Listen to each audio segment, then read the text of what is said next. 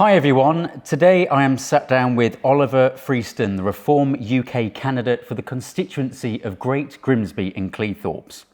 So Oliver, firstly, we want to get to know you because you could potentially be the Member of Parliament for this constituency. So my first question to you is, what got you into politics in the first place? I started when I was about 15. I looked around, I wasn't happy with how the area was being run. I thought it was run down, it was dirty, there wasn't a lot to do for kids my age. So I looked into it. Labour were in control of the council at the time, so not knowing anything about politics, I joined the opposition party, which was the Conservatives, and away we went. So I helped them for 3 years, and at the age of 18 I got elected, and I've won a couple of elections since. Oliver, being a Member of Parliament is obviously a big task. It puts a massive strain on your life, your family's life. You'll get people who are against you. You'll have people who are very demanding towards you. Do you think you'll be able to cope with that much pressure being a Member of Parliament? Yeah, I might be young, but I'm hungry for this. I've looked into it and I really want to make a change for this country. I'm putting my head above the parapet, knowing the risk that takes to myself and to my family because of the online abuse, the death threats, but because I believe this is right for our area and for the country. We need a voice in Parliament that's representative of the views in Grimsby and Cleethorpes, and for too long we haven't had that. I've been a councillor now for 7 years, so I'm used to the online abuse. It's kind of water off a duck's back at the moment, but I'm sure if I was to be elected, the death threats would get worse. But that's something that I've got to take in my stride, and I won't let that deter me from doing what I believe is right and standing up for this country, because as soon as we fall over, we're in a bad place. Let's take a look at your track record. You've been a Conservative councillor for over 7 years, and you've recently, 4 weeks ago, defected to Reform UK. Firstly, can you just tell me, what did you actually accomplish as a Conservative councillor, please? So one of the big achievements for me was supporting the Trin Youth Centre. It's one of the biggest community centres we've got in our area. I was really proactive with them, secured about £200,000 worth of funding, which was used for various things for all ages in the community. I set up a food parcel service for the elderly during COVID. That was done out of my own funding, not through my work as a councillor, but just because I thought that was morally right, because I knew there was people who were isolated, like my grandfather. They were isolated. Some of them didn't have family or friends, so they needed support, and not everybody was able to do online shopping, certainly for the elderly, so that's something that I thought was really important. And an issue that got me elected, that resonated really well on the doorstep, was speeding interventions around school areas. Now, on the A180 you often see speed cameras, but that's a war on the motorists. My campaign is to say, why don't we have speed cameras in residential areas around schools where it's actually needed? So I was happy to get speed interventions put in place around some school zones in my area, and it was highly competitive because, of course, councillors from across the constituency, they wanted speed interventions around their schools, but I fought for it. I did petitions, I spoke at council about it, I spoke to the person who was responsible at the council, and I hammered home the fact that it was important, and I showed that there was a lot of support in my area for these interventions. So that's something I was really proud to do and actually make a tangible difference to people in the area. I made a promise and I stuck to it. Reform UK have got a lot of power now in terms of the polls. They're overtaking the Conservatives.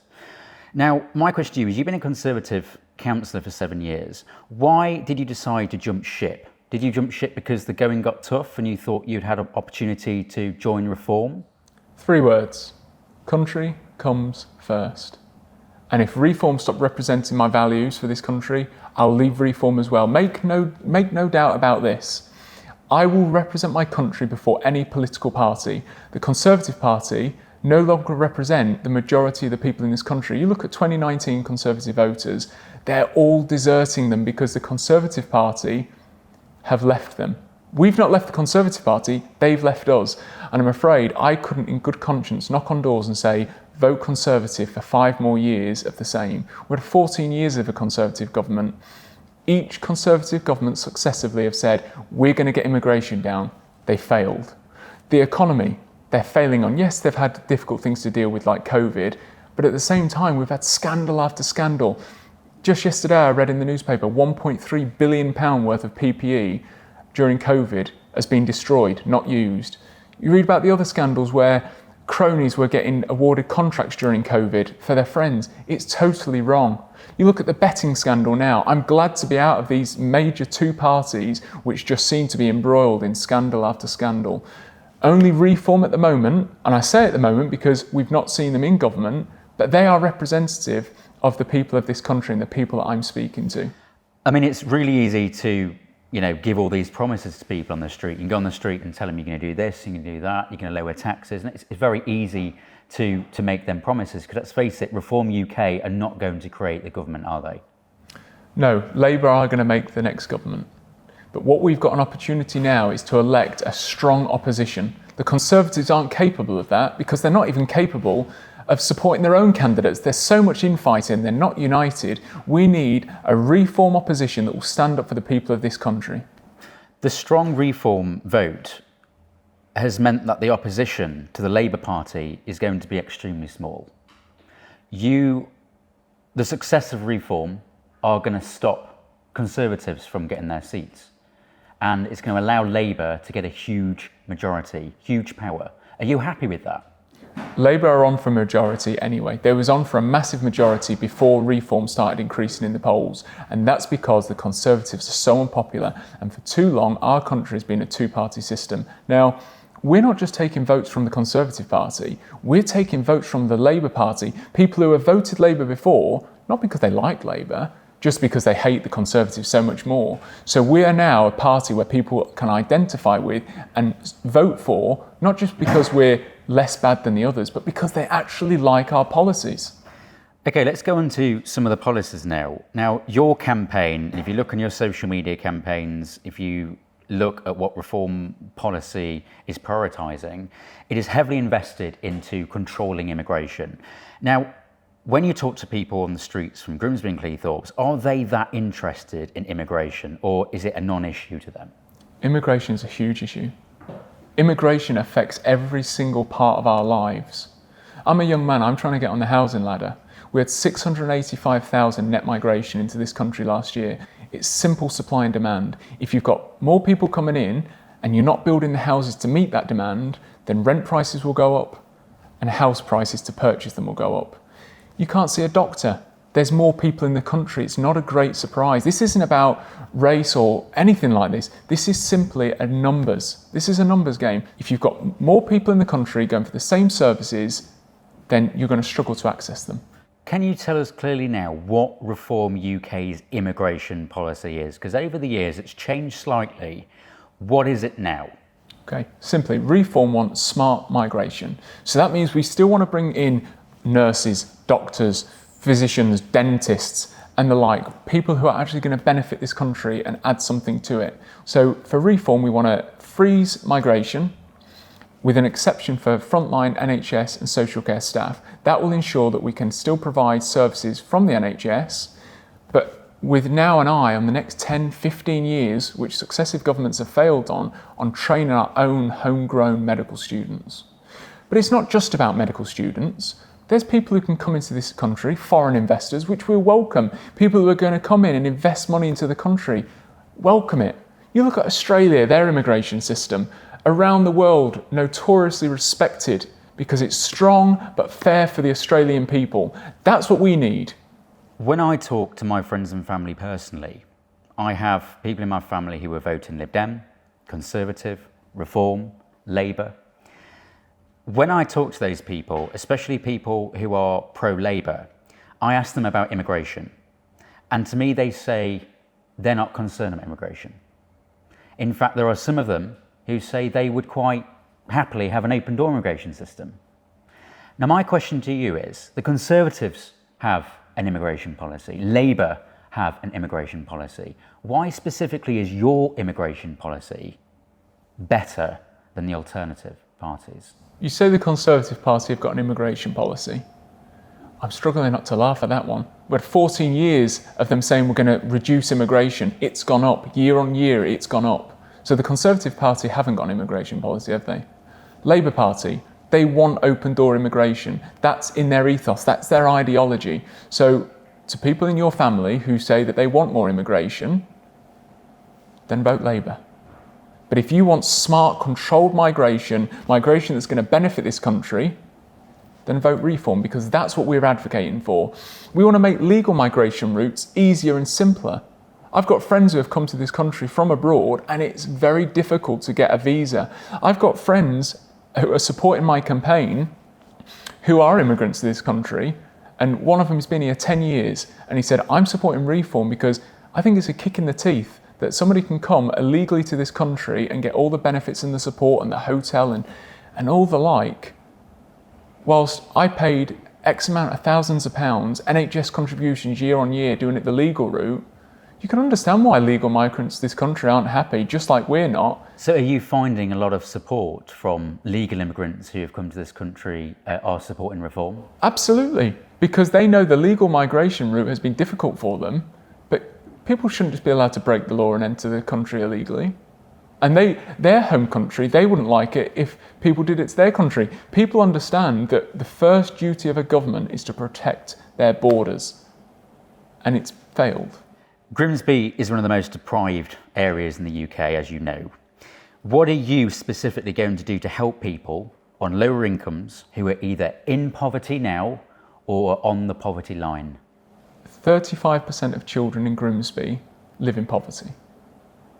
You've had 70 years of Labour members of Parliament here, but it's just been in gradual decline. The Conservative government have put money into the area, but people tell me they don't feel that in their pockets. They're still struggling to pay their energy bills. They're still behind on their rent payments. Their fear of being evicted. Children aren't eating in the morning. So what Reform are pledging to do is raise the tax threshold for working people from £12,500 up to £20,000 a year. That's going to take 7 million working people out of the tax threshold altogether, giving people an extra £1,500 a year in their pockets. Now, that's substantial money for people in this area. That's going to take working people out of poverty. You've got people who are working full-time hours, accessing food banks. That's wrong. That's wrong in this country. These policies sound fantastic if you're coming from a working class background, okay? But you're not going to create, you've even admitted, you're not going to create the next government, are you? And these are national, you need a majority in government to push these laws through, okay? So what are you going to do when, if you get elected, and there will be your working class people who voted for you saying, I haven't had my allowance, I haven't had my tax breaks, I haven't had the things which you promised during your campaign? So if you elect a Labour MP, it's a two-horse race in Grimsby and Cleethorpes between Labour and Reform. If you elect Melanie on, she'll be whipped. She will be part of the party system, and the top dogs in Labour will say, you will vote for this motion.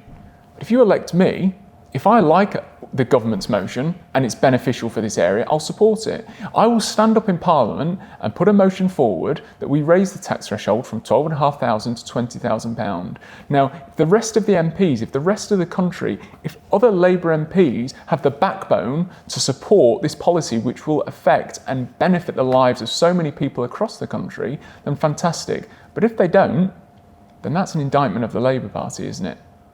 But if you elect a Labour MP, I just want to be clear, you elect a Labour MP, she will vote whatever way the party lines are. I will vote in the interest of this country and this town. Now, throughout your campaign, you've mentioned several times that you want to revive the Grimsby fishing industry and make Grimsby great again. You're a one-man band in this, and you're not going to get a majority in government. You've admitted that yourself. How are you going to do that? I should just down tools then, should I? If everybody had that attitude, we wouldn't get anywhere. I may be one person, but I will sing from the rooftops for this area. If you speak to people in Grimsby, they will tell you just how important the fishing industry has been to this part of the world.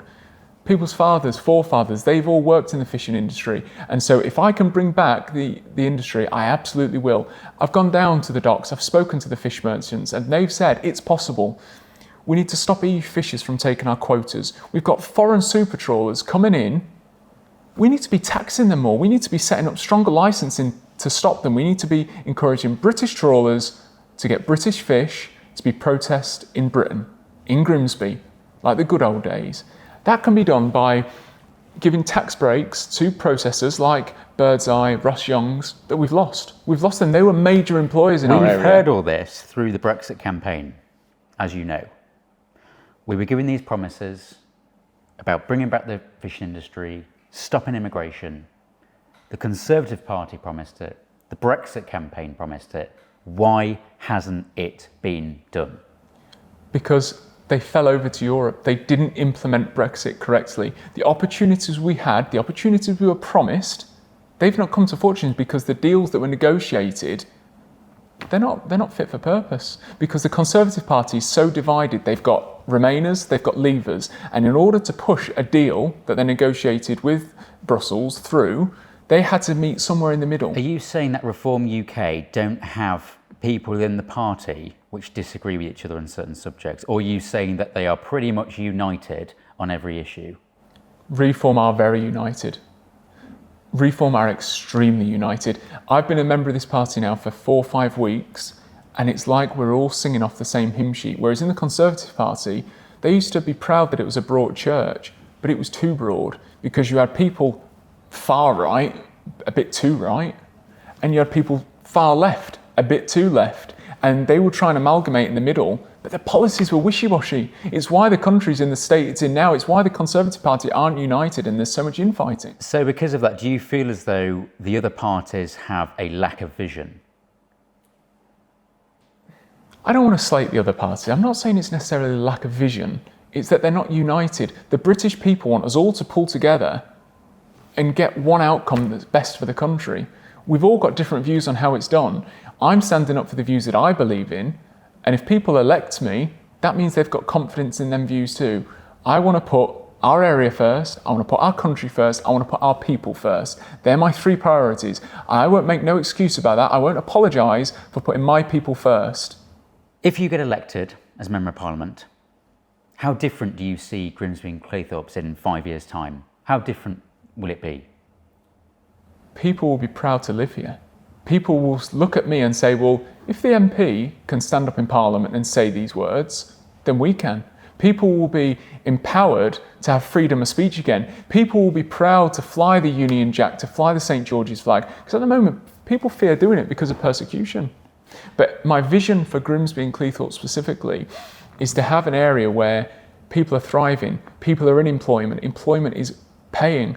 We're not being taxed through the nose. We've got facilities that people can use. We need to stop government building on greenfield sites and build on the brownfield sites, build on the inner areas, the abandoned buildings, the abandoned shops, the abandoned flats, bring them back into use. You've got homes that have been derelict for 15 years. It's not moral to build on greenfield sites and take away green space whilst we've got a house that's been abandoned for 15 years. We need to reform the planning system, reform the laws for local councils to bring these properties into compulsory purchase and bring them back into use, and quick. When I speak to people on the streets, they say to me that all these politicians are the same. They say Labour the same, Conservative the same, Reform are the same, and there's so many people who are actually refusing to vote in this election, which I think is a real shame. What makes you different compared to the other candidates standing in this area? I'll tell you what, I joined the Conservative Party, I thought they were good for the country, and they've turned out not to be. I've not stuck with them, I've not tried to keep selling the vision to the public. I've found a party that will represent the views of the public, and I've joined them. I've put my head above the parapet. Now, Reform haven't had opportunity to govern. We've not got a Reform MP in the area. You've had Labour MP here for 70 years, gradual decline. You've had a Conservative MP come in. She's had a lot to deal with, I'll give her that, but still the area hasn't necessarily improved. The Conservative Party government have let Leah down, so we need a change in this area, and real change is Reform. People have said that throughout the years it's been very difficult, if not impossible, to reach their Member of Parliament. Now, you've promised that you will be open to conversation with members of the public to sort their problems out. How open are you going to be? How easy is it going to be for constituents to contact you? Okay, so I'll be doing all sorts of social media, and that's not just going to get people who are normally interested in politics, but that's going to bring the young generation with us, because I think that's where we're lacking. We need to bring young people, infuse them into politics, and they can see that MPs aren't just, stuffy older people sat behind a desk. I'll be doing TikTok, day in the life of an MP. I'll be on Facebook updating people. I'm in Parliament, this is what I've been doing over the last 2 weeks, the last month. This is what I intend to do. I'll be having mini referendums on my Facebook saying, these are some ideas that I'm thinking to put forward. What do you guys think? Have a vote on it. In order to communicate with the electorate better, it's important to have hustings. It's important to have community centres where people can come and speak to their MP. MPs at the moment have surgeries, but they're one-on-one and you might see 15 people at a time. Why not hire out a community centre and say, between 6 and 8, I'll be here, get 200 people, I'll explain what I've been doing down in government, and then I'll give people the opportunity to put their hand up and ask a question that other people will also be thinking of. These are ways that we can engage with a greater number of people. Other ideas I've had, every week I'll pick one street and either myself or or people who are in my office will go and knock on them doors throughout my term in office and say, I'm not knocking because I need your vote, I'm knocking to see if you've got any problems. And that's important to people because people say you only see a politician when they want your vote. So I pledge that I will knock on one street, at least one street a week, and just say, have you got a problem? And I'll be there for people. You'll see me down the pub. You'll see me in Asda. I'm a normal bloke. I just want to make this place better. There will be thousands of people across this constituency who will not vote for you. And if you become the Member of Parliament, they will feel as though their views are not being represented.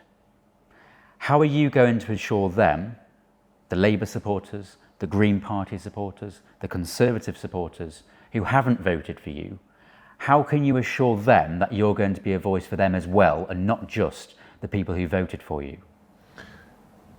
That's democracy. So people vote for who they want, and the first past the post system is that MP will get in. I will still take on board the general public feeling. And if there's an overwhelming amount of support for certain decisions, then I will take that into consideration. You look at Melanie On when she was the MP, and this area, massive vote leave area, and she voted against the will of the people. That's wrong. That was obviously her personal opinion. Melanie On's a Remainer, but she should have represented the views of the people who put her there. And if there's something that matters to me personally, but a massive majority of people in the area don't want it or they are for it, I'll vote based on the views of the constituents. Because that's what I've been put there for. I won't forget who's put me there. So I will represent everybody as best as I can, but ultimately you are electing me as an MP on my policies that are very straightforward and people know what they are. There's no wishy-washy. We say what we believe because we want to make sure people who vote for us understand what they're voting for. Councillor Freeston, thank you very much for your time. Thank you.